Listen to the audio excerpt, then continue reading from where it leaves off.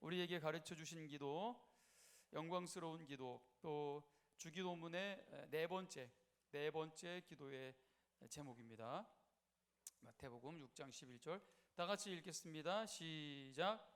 오늘 우리에게 일용할 양식을 주시옵고. 아멘. 자, 우리 주기도문을 다 같이 좀 공부하고 있습니다. 오늘 예수님께서 가르쳐 주신 기도라면, 또 기도가 우리의 인생에 굉장히 중요한 호흡이라면, 이 기도의 어떤 균형을 유지하는 것이 굉장히 우리 인생에 중요한 일일 거라고 생각합니다.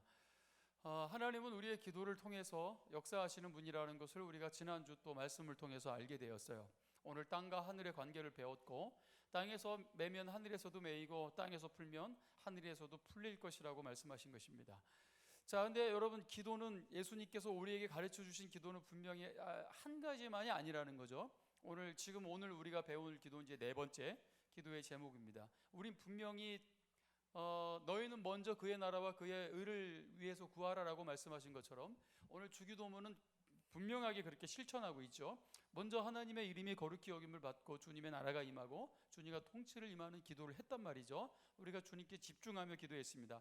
자, 이제 비로소 네 번째 기도에서 이제 우리의 일용할 양식을 위해서 기도하라라고 주께서 말씀하십니다. 우리는 분명히 일용할 양식을 통해서 살아갈 수밖에 없는 존재라는 것을 주님께서 아시죠? 하나님이 우리를 그렇게 창조하신 겁니다. 우리에게 있어서는 반드시 하루의 식사가 필요한 존재라는 걸 주님이 너무 잘 아십니다.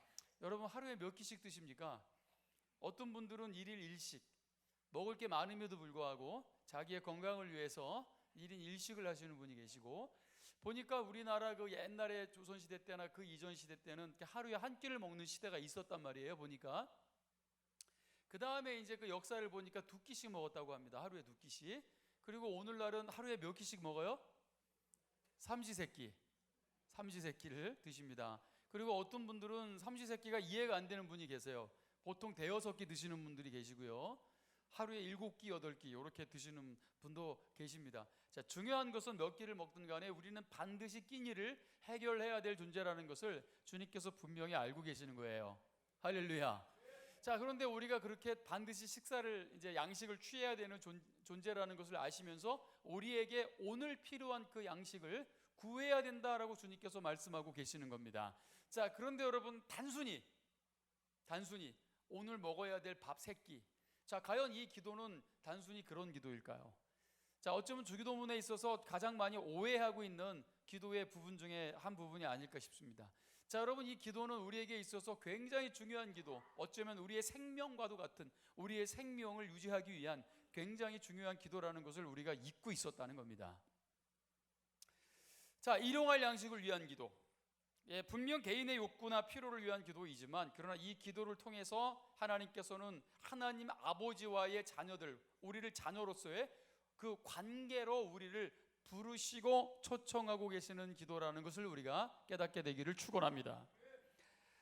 매일의 깊은 관계 속에서 주님께서는 철저하게 공급해 주시는 하나님 아버지라는 것을 우리가 깨닫게 되기를 원하신다는 것입니다. 하나님께서 이스라엘 백성들을 광야에서 훈련시키셨어요. 그리고 그들에게 매일의 양식을 제공하셨다는 거죠. 광야에서는 양식을 절대 구할 수가 없습니다. 단 몇 시간도 스스로의 힘으로 살아갈 수 없는 데가 바로 광야예요. 철저히 하나님께서 그들에게 양식을 주시지 않았다면 그들은 그 100만 명, 200만 명이 거의 되는 그 백성들은 광야에서 다 몰살당할 수밖에 없었던 상황입니다. 자, 그런 광야에서 하나님께서 이스라엘 백성들에게 양식을 제공하셨다는 거예요. 양식을.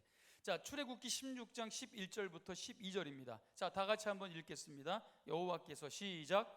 여호와께서 모세에게 말씀하여 이르시되, 내가 이스라엘 자손의 원망함을 들었노라. 그들에게 말하여 이르기를, 너희가 해질 때에는 고기를 먹고 아침에는 떡으로 배부르리니 내가 여호와 너희의 하나님인 줄을 알리라 하라 하시니라. 너희가 해질 때에는 고기를 먹고 아침에는 떡으로 배부르리니 라고 말씀하십니다. 양식을 제공하십니다. 그 이유는 내가 여호와 너희 하나님인 줄 알리라 하라 하시니라. 자, 이게 우리에게 일용할 양식을 제공해 주시는 이유입니다. 여호와 하나님, 우리 하나님, 나의 아버지 하나님, 공급자, 우리의 유일한 공급자 여호와 하나님인 줄 너희로 알게 하려 함이라. 할렐루야. 자, 우리에게 일용할 양식은 여러분 그런 이유, 명확한 하나님 아버지와의 관계 속에서 우리의 위치와 하나님 아버지의 위치, 어떤 분인지를 깨닫게 하기 위한 하나님의 목적이 분명히 있다라는 것을 우리가 알아야 되는 겁니다. 자, 예수님께서도 동일한 말씀을 하십니다. 예수님께서도 요한복음 15장 5절에 나는 포도나무고 너희는 가지다. 그가 내 안에 내가 그 안에 거하면 사람이 열매를 많이 맺나니라고 말씀하십니다. 자, 그리고 나서 뭐라고 말씀하시면 나를 떠나서는 너희가 아무것도 할 수 없다. 할렐루야. 자, 그런데 주님 안에 거하면, 내가 주님 안에 거하고 주님이 우리 안에 거하면, 내가 포도나무 가지로서 포도나무에 잘 붙어 있으면 분명히 말씀하시는 것은 열매를 많이 맺을 거라고 말씀하시는 거예요. 열매를 많이 맺을 거라고. 자, 여러분, 우리는 영적인 존재입니다. 우리는 영적인 존재로서 영적인 공급이 반드시 필요한 존재라는 것을 말씀하십니다.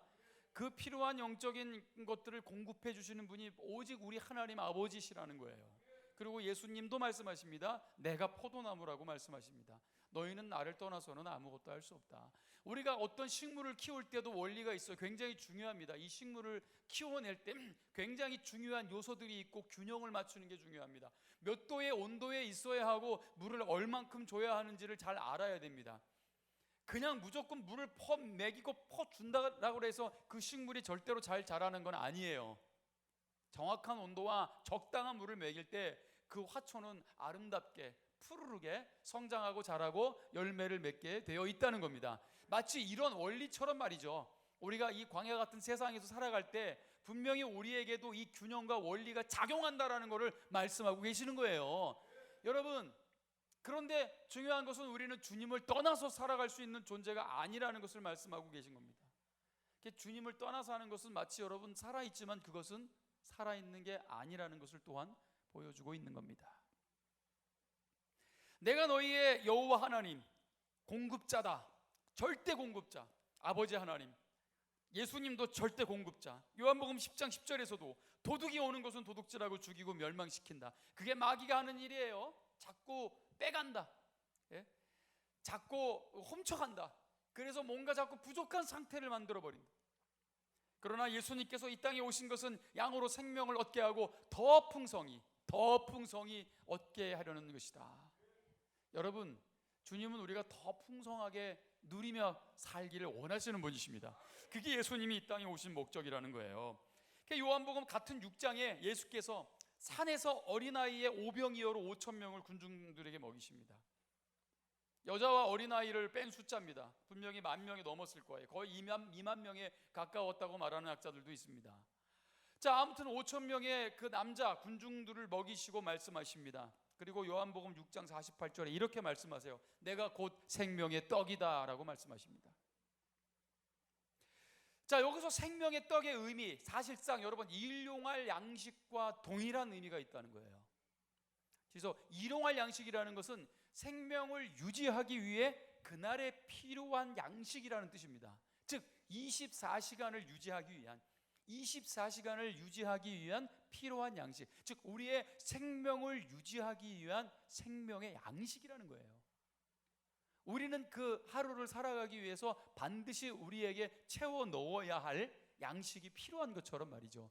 예수님은 자기를 가르쳐서 내가 곧 생명의 떡이다. 분명히 오병이어를 통해서 5천 명을 먹이신 분이십니다. 5천 명, 분명히 그들의 위장을 채워주도록 먹여주신 분입니다. 그러고 나서 예수님은 친히 내가 너희의 생명의 떡이니라 동일시하고 있다는 거예요. 그 양식과 생명의 떡이신 예수님을 동일시하고 있다는 겁니다. 출애굽 시대의 광야의 이스라엘 백성에게 일용할 양식은 이제 24시간 동안만 제공해 주는 그 특징이 있습니다. 그래서 만나와 메추라기, 생존할 수 있도록 고기를 주시고 또 만나를 주시는데요, 하늘로부터 온 선물이다라고 표현되어 있습니다. 자, 그런데 매일 아침 거두는 만나를 다음 날까지 남겨두게 될 때 냄새가 나고 벌레가 낍니다. 그래서 24시간 동안만 주어지는 바로 오늘의 양식이었다는 거예요. 일용할 양식, 그들에게 있어서 바로 이게 일용할 양식입니다. 절대 이틀치나 일주일치를 절대로 한꺼번에 저장해 둘 수 없었다는 사실, 쌓아둘 수 없었던 양식이었다는 사실, 이게 바로 오늘에 필요한 일용할 양식이라는 거예요. 자, 이것이 의미하는 바는 분명히 우리가 하나님을 매일매일 양식을 먹어야 되는 것처럼 매일매일 아버지 하나님을 의존해야 되는 존재라는 것을 보여줍니다. 난 그렇게 약한 존재가 아닙니다. 난 여지껏 누구를 그렇게 의존하고 살아온 사람이 아닙니다. 나는 자수성가했습니다. 나는 스스로의 힘으로 여기까지 읽어낸 사람입니다. 나는 뭘 그렇게 누군가를 의존해야 될 존재가 아니란 말입니다. 나는 열심히 살아왔고 앞으로도 그렇게 살 겁니다. 이렇게 말하는 인생의 여러분 삶의 하나님 아버지가 보이십니까? 하나님 아버지는 어디 계십니까? 일용할 양식을, 오늘 우리에게 필요한 일용할 양식을 주옵소서. 절대 의존의 기도입니다. 매일매일의 삶 속에 양식을 공급받아야 되는 존재라는 것을 인식하며 나는 하나님을 떠나서, 나는 포도나무를 떠나서 절대 아무것도 할 수 없는 존재라는 것을 인식해야 된다는 것입니다. 이것이 하나님을 의존하며 살아가는 생활 방식입니다. 마치 화분에 피어있는 예쁜 나무처럼 말이죠. 예쁜 화초처럼 말입니다.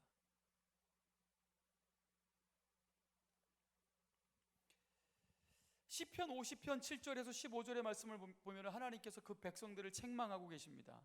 그 백성들의 문제가 너무나 잘 드러나 있어요. 자, 쉬운 성경으로 한번 읽어보면, 자, 이런 말씀이에요. 내 백성아 들어라, 내가 말하련다. 여러분 들으십시오. 하나님의 말씀이에요. 이스라엘이여, 내가 네 잘못에 대해 증언할 것이다. 내가 지금 네 잘못을 꾸짖을 것이다. 들어라. 살기 위해서 들어라. 그렇게 살면 안 된다. 그렇게 식물에다가 물을 많이 주면 안 된다. 죽는다.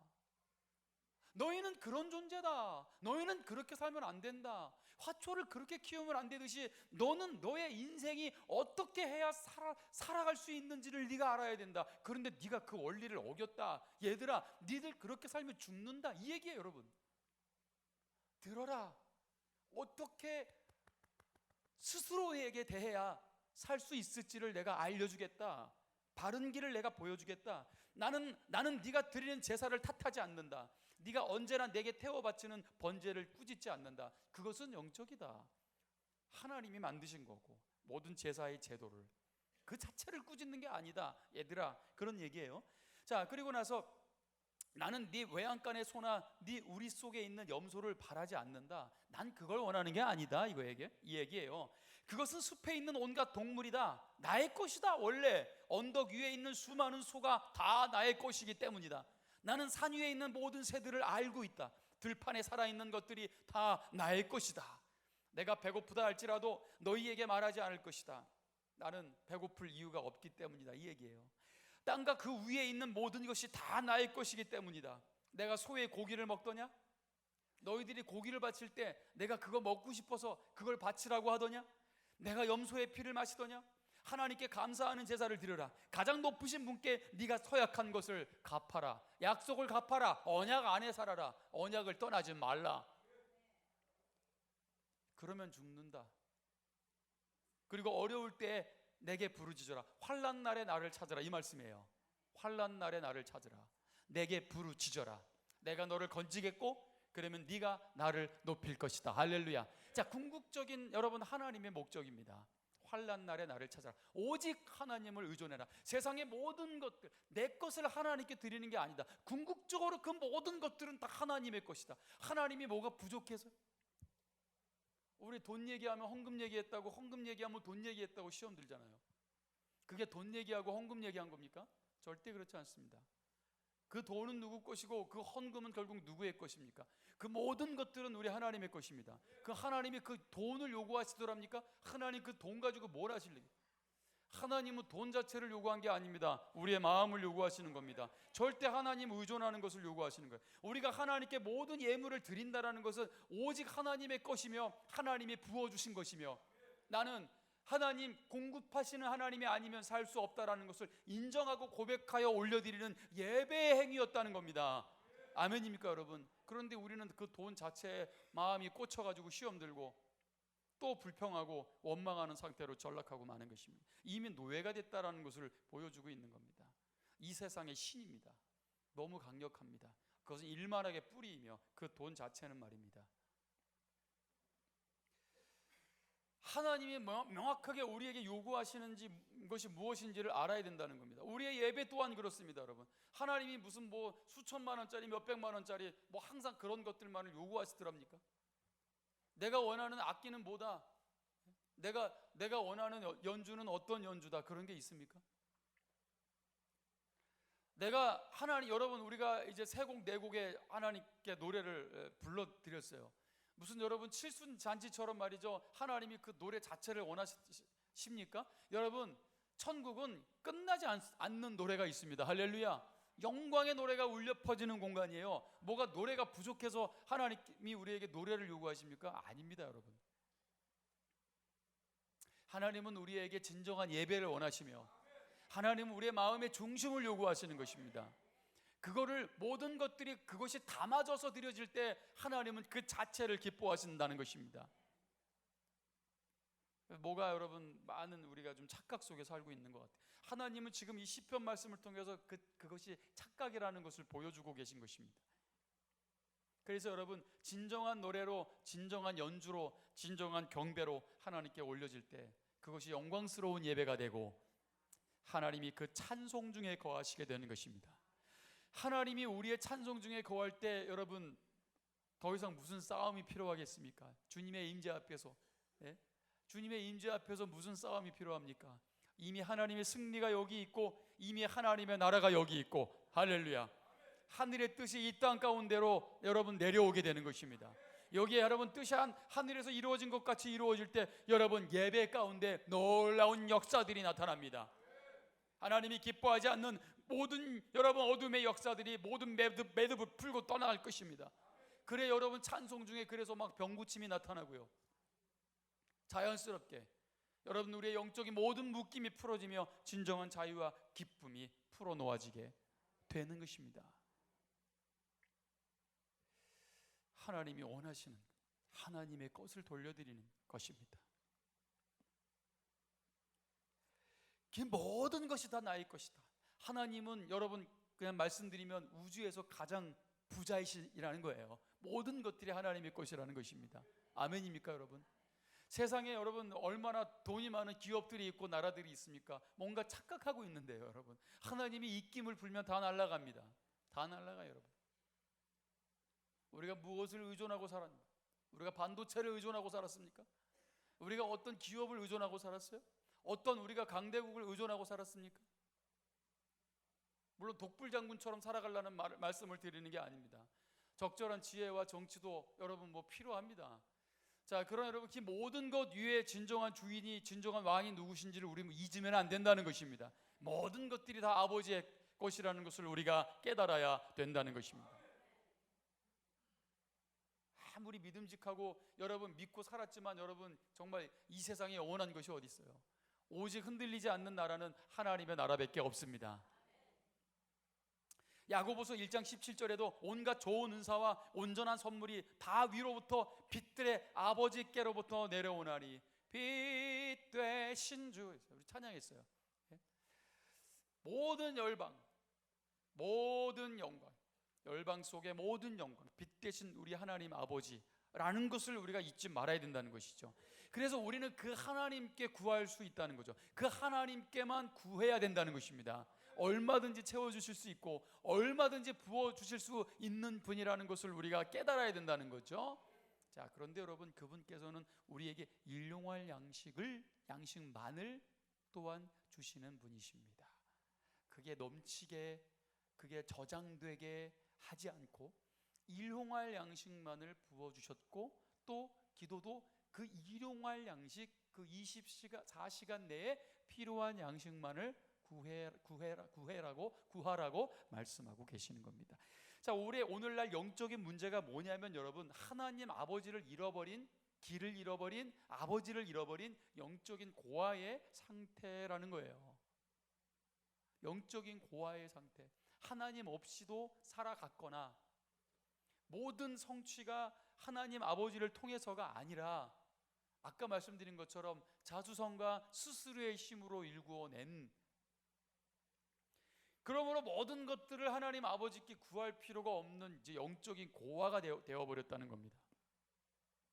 자, 여러분, 이 문제에 대해서 어떻게 기도할까라는 책, R.C. 스프로울 목사님이 쓰신 그 책에 이런 글이 있습니다. 한번 들어보세요.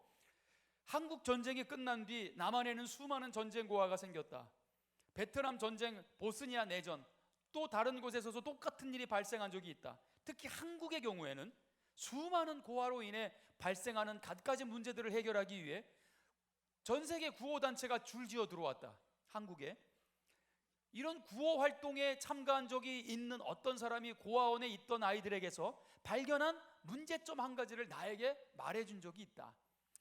그곳에 있는 아이들은 하루에 3끼 식사가 꼬박꼬박 제공되었음에도 불구하고 밤마다 불안해하고 뒤척거리며 잠자는데 어려움을 겪었다. 아이들과 이야기를 나누는 과정에서 아이들이 그 다음날 밥을 먹지 못하게 될까봐 크게 불안해한다는 사실을 알게 되었다. 그래서 이 문제를 해결하기 위해 한 고아원에서 일하던 구호단체 직원들이 보모들로 하여금 아이들이 밤에 잠자리에 들 때마다 손에 빵 한 조각을 쥐어줄 것을 결정했다. 그 빵은 먹으라고 주는 것이 아니었다. 단지 자면서 손에 쥐고 있으라고 주는 것이었다. 그것은 마치 아이가 안도감을 느끼게 하기 위해 껴안고 자는 담요 같은 역할을 아이들에게 매일 먹을 양식이 있음을 상기시켜 주게 되었다. 아니나 다를까 그 빵 덕분에 아이들의 불안감은 누그러졌고 잠을 잘 수 있게 되었다. 마찬가지로 우리도 우리의 육체적 필요들이 충족될 것이라는 사실, 우리에게 필요한 양식이 있다는 사실을 아는 데에서 안도감을 누리게 되는 것이다. 여러분, 이 불안감, 고아들 먹을 것을 주고 있는데도 불구하고 그 불안감은 떠나지 않습니다. 언제 버림받을까? 언제 이 양식이 끊길까? 이런 불안감을 가지고 잠을 이루지 못하는 그들의 손에 들려준 이 빵 자체가 그들에게 만족이 되었다. 그들의 불안감을 떨치게 되었다. 여기서 우리가 깨달아야 될 게 뭡니까, 여러분? 여러분 쌓아둔 재물들이, 여러분 은행의 잔고들이 여러분에게 만족이 됩니까? 그걸로 그렇게 여러분 만족감으로 여러분 겨우겨우 버티며 사는 인생은 아닙니까? 그것이 진정한 우리에게 만족이 될 수 있다고 여러분 생각하십니까? 어린아이들 들려주는 손에 빵을 들려주듯이 말이죠. 훅 불면 날아갈 그것들을 의존하며 살아가는 인생은 하나님 아버지가 없는 영적인 고아의 상태인 것입니다. 그리고 자꾸 뭔가를 쌓아둬야, 손에 뭔가를 들려줘야만 만족할 수 있는 그런 존재. 이 얼마나 불안한 존재입니까? 불면 날아가 버리는. 이런 고아들의 두려움을 예수님께서 이미 알고 말씀하신 본문이 있죠. 이런 고아 같은 삶을 살면 안 된다고요. 동일한 예수님의 산상설교에 이 주기도문이 있는 마태복음 6장에 동일한 산상설교에서 예수님이 주기도문 이어서 하신 말씀이에요. 그 말씀에 이런 상황이 그대로 드러납니다. 자, 이게 마태복음 6장 25절에서 34절이에요. 그러므로 내가 너희에게 이르노니 목숨을 위하여 뭘 먹을까, 뭘 마실까, 몸을 위하여 뭘 입을까 염려하지 마라. 목숨이 음식보다 중하지 아니하며 몸이 의복보다 중하지 아니하냐. 공중의 새를 보라. 심지도 거두지도 창고에 모아들이지도 아니하되 너희 하늘 아버지께서 기르시나니 너희는 이것들보다 더 귀하지 아니하냐. 너희는 나의 아들이다. 나는 너희를 먹이고 돌보는 너희 아버지다. 너희 중에 누가 염려함으로 그 키를 한 자라도 더할 수 있겠느냐. 또 너희가 어찌 의복을 위하여 염려하느냐. 들의 백합화가 어떻게 자라는가 생각하여 보라. 수고도 아니하고 길쌈도 아니한다. 그러나 내가 너희에게 말한다. 솔로몬의 모든 영광으로도 입은 것이 이 꽃 하나만 갖지 못하느니라. 이 얼마나 아름답냐. 누가 입혔냐. 이렇게 아름답게, 누가 이렇게 아름답게 창조했고 이 꽃에게 이런 아름다운 옷을 누가 입혔냐? 하물며 너희일까 보냐? 내 어찌 너희를 먹이지 않고 입히지 않겠느냐? 믿음이 작은 자들아, 어찌 그리 믿음이 없냐? 이 믿음이 작은 자들아.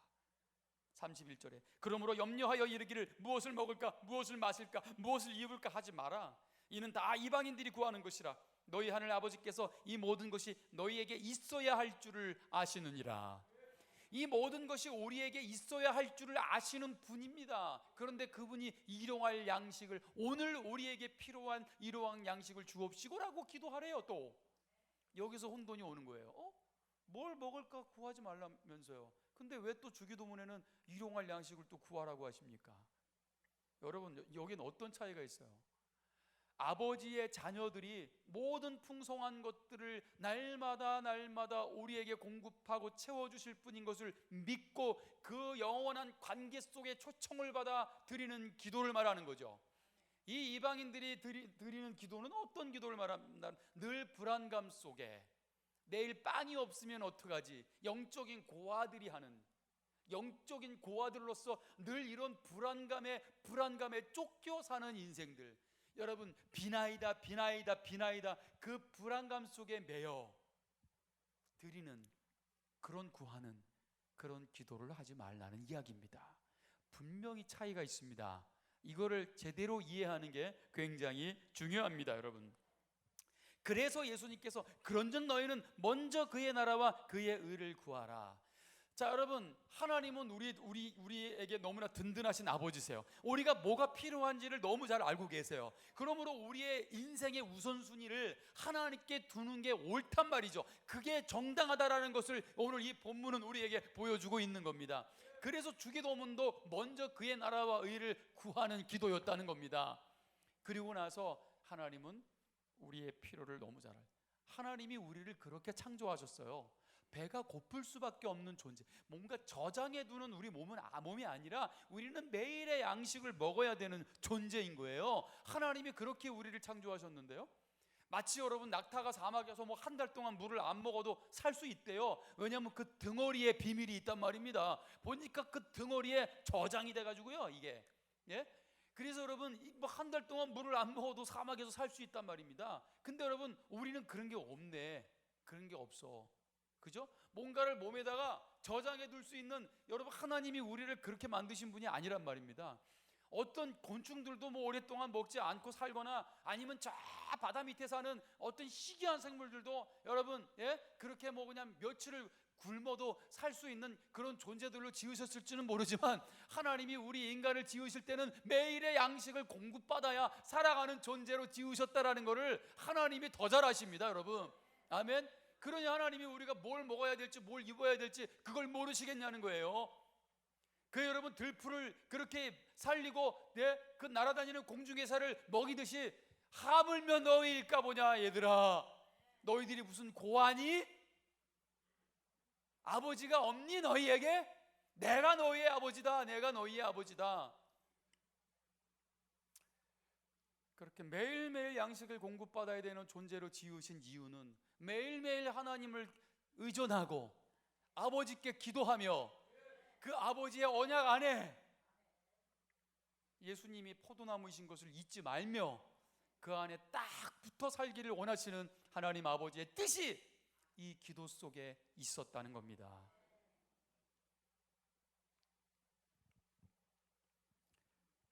그리고 말씀하시는 게 내일 일은 내일을 위하여 염려하지 말라. 내일 일을 위하여 염려하지 말래요. 오늘 우리에게 일용할 양식을 줄 것을 믿고 기도하는 하나님 아버지의 자녀들은 이 고아들처럼 손에 빵을 들려주지 않아도 내일을 염려하지 않습니다. 왜냐하면 우리에게 있어서 내일은 오늘이 될 것이고 또 그 오늘은 오늘의 양식을 주실 아버지께 기도함으로써 오늘 우리에게 필요한 것들을 채워주실 것을 믿기 때문입니다. 그래서 내일 일을 위하여 염려하지 말라. 내일 일은 내일 염려해라. 내일 일은 내일이 너희에게는 오늘이 될 것이고 너희는 그 오늘 일용할 양식을 주실 아버지께 기도하면 되니까 너희는 내일 일을 염려하는 그런 영적인 고아들, 이방인들이 아니라는 것을 알아야 된다, 이 말씀이에요, 여러분.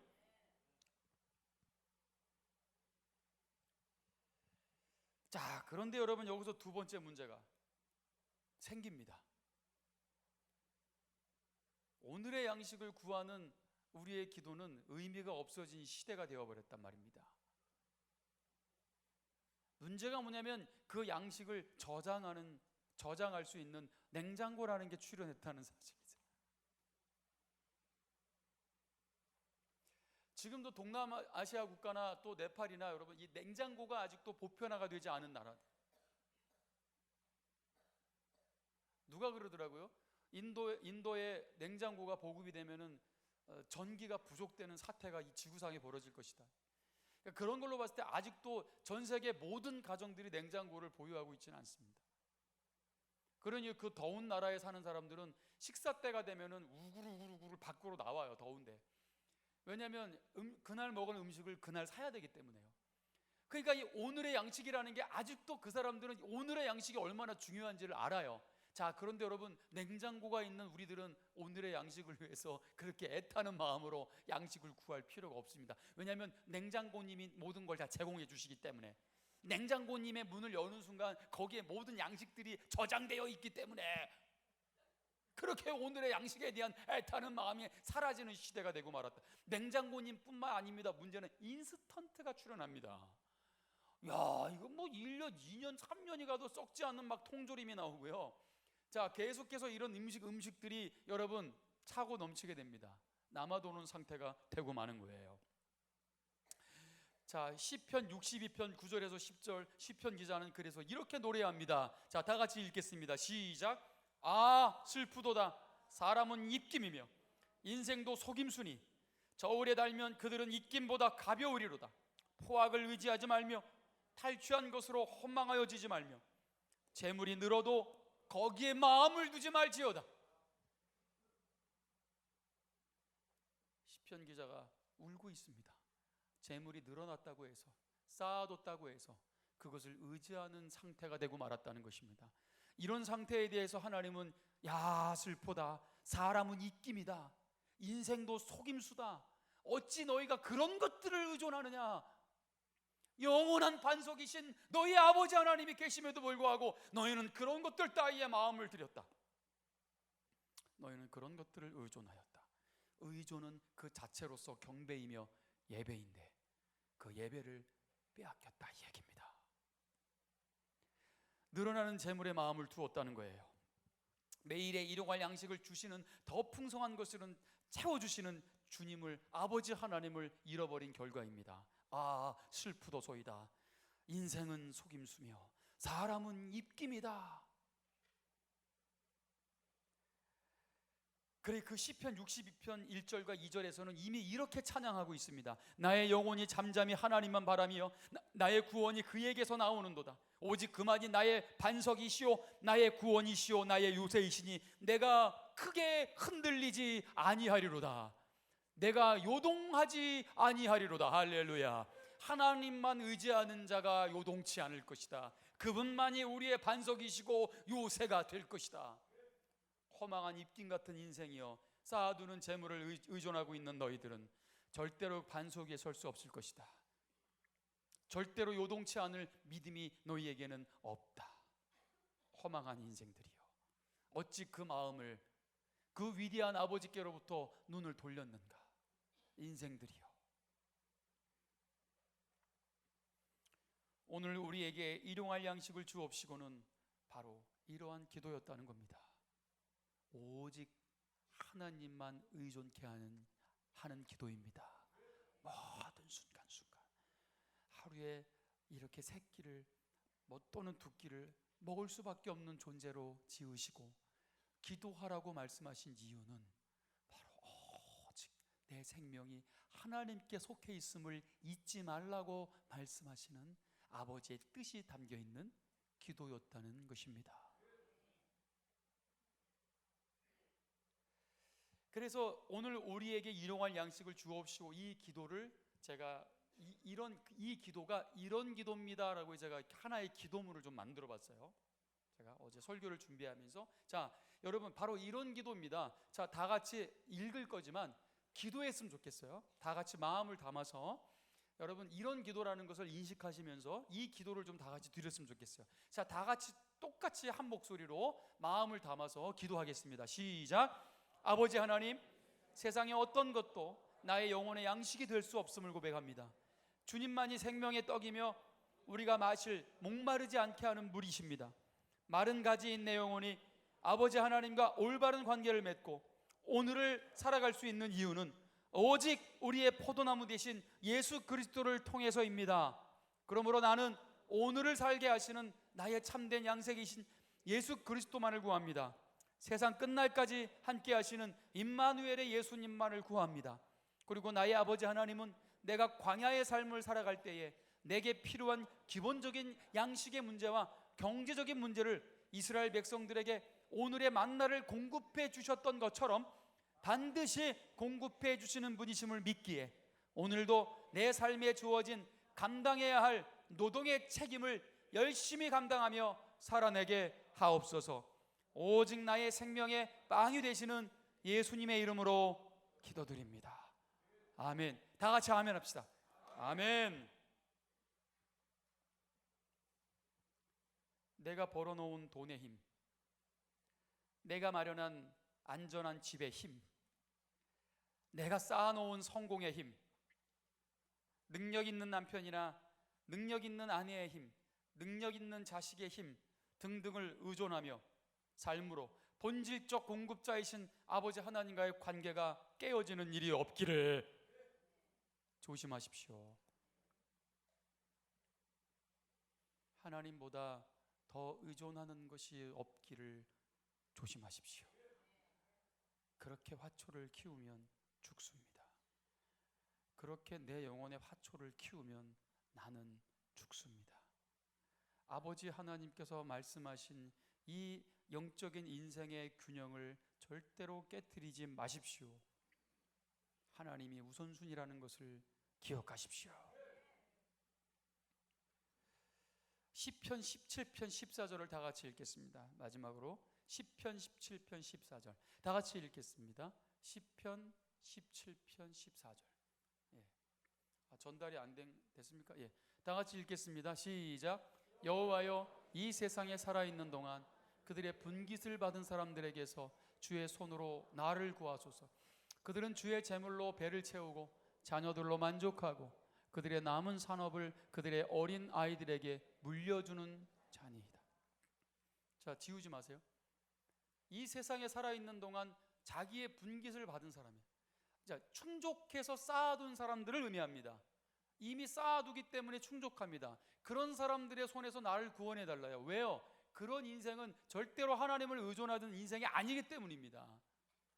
그렇게 하나님이 없는 이방인들로부터 나를 구해 주십시오. 나는 오늘의 양식을 주실 하나님께만 기도하고 의존하는 삶을 살게 하옵소서.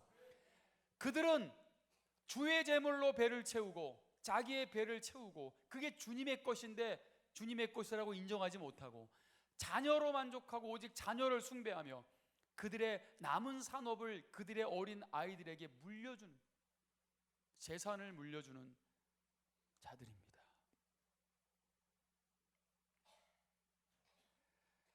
아침에 식탁 앞에서 제공받은 그런 음식이 우리 자녀들에게 어떤 의미가 있을까요? 그게 진정 하나님 아버지께로부터 주어진 내 생명을 유지하기 위해서 공급받은 양식이라는 것을 알까요?